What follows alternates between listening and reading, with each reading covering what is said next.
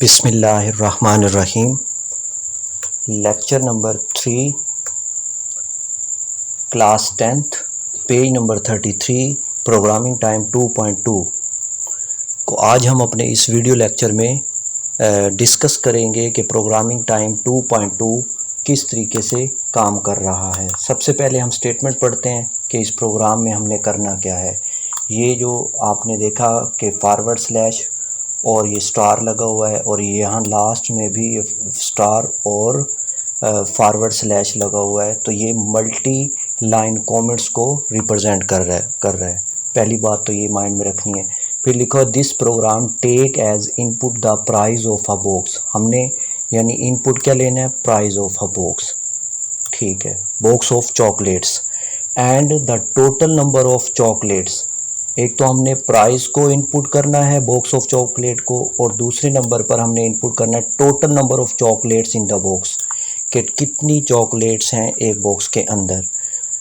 इन दोनों को इनपुट करने के बाद फिर आप द प्रोग्राम फाइंड्स, लास्ट में आप मालूम करेंगे display the price of one chocolate, कि एक चॉकलेट की प्राइस कितनी है। तो सबसे पहले हमने हैश लिखा, प्री प्रोसेसर डायरेक्टिव जिसे कहते हैं, फिर आपने इंक्लूड लिखा कीवर्ड, फिर angle bracket studio dot H यानी स्टैंडर्ड इनपुट आउटपुट और dot H mean header file. ये लिखने के बाद आपने वॉइड में लिखा जो कि रिप्रेजेंट करेगा रिटर्न टाइप को, फिर आपने कर्ली ब्रेसेस लिखा। इसमें ये जो फ्लोट आपने लिखा है ये डाटा टाइप है। इसमें आप बता रहे हैं कि जो भी आप वेरिएबल लेंगे या फिर जो इनपुट करेंगे वो पॉइंट वैल्यू लेगा, जिस तरह 2.5 यानी फ्लोट पॉइंट वैल्यू को रिप्रेजेंट करता है। 2.5, 10.5 कोई भी वैल्यू जो पॉइंट में होगी तो उसके लिए जो हम डाटा टाइप इस्तेमाल करते हैं वो फ्लोट होता है।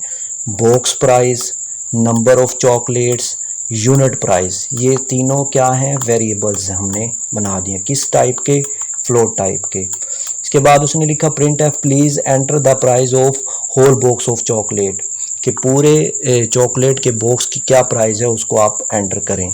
तो वो इनपुट करने के लिए जो हम फंक्शन इस्तेमाल करते हैं वो स्कैन एफ होता है, जबकि प्रिंट एफ स्क्रीन पर आउटपुट को डिस्प्ले करवाने के लिए इस्तेमाल होता है। यहाँ पर कंट्रोल यानी डबल कोटेशन मार्क्स बनाकर या कंट्रोल स्ट्रिंग बनाकर फॉर्मेट स्पेसिफायर एफ को लिखा गया है। क्यों लिखा गया है, क्योंकि ऊपर जो डाटा टाइप है वो फ्लोट है।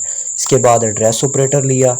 एड्रेस ऑपरेटर इस वजह से लिया, एड्रेस ऑपरेटर बॉक्स, कि ये इस नाम से ये वैल्यू जाकर रैम में स्टोर हो जाएगी टेम्परेरी तौर पर।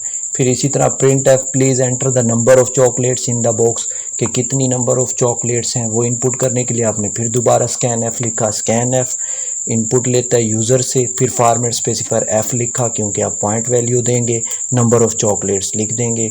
ये आपके पास वेरिएबल है, मैंने आपको ऊपर भी बताया कि ये देखें ये लिखा हुआ है नंबर ऑफ चॉकलेट्स। तो ये रैम के अंदर जाकर किसी न किसी रैम के एड्रेस पर जाकर वेरिएबल को टेम्परेरी तौर पर स्टोर करवा देगा। फाइनली आपके पास यहाँ पर लिखा हुआ है कि किस तरीके से आपने यूनिट प्राइस को फाइंड आउट करना है।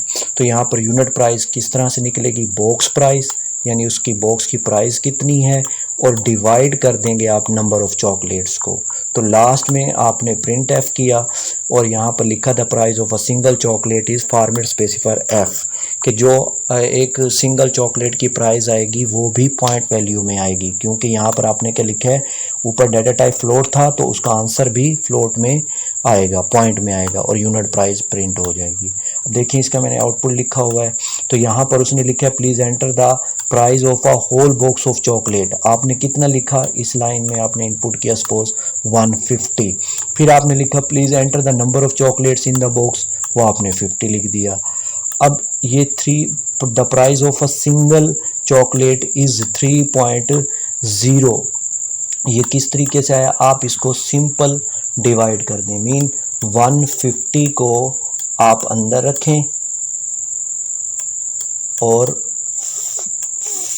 50 को आप बाहर रखें, इनको डिवाइड करें तो आपके पास क्या आता है 3, और यहाँ पर क्या आएगा, आपके पास आएगा 150।